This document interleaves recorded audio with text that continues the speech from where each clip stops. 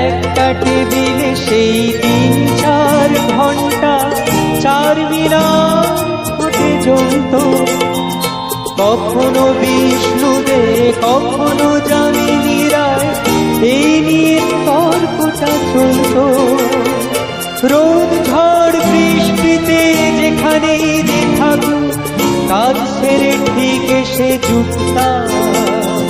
4টেতে শুরু করে জমিয়ে আড্ডা মেরে 7:30টায় ঠিক উঠতা। কফি হাউসে সেই আড্ডাটা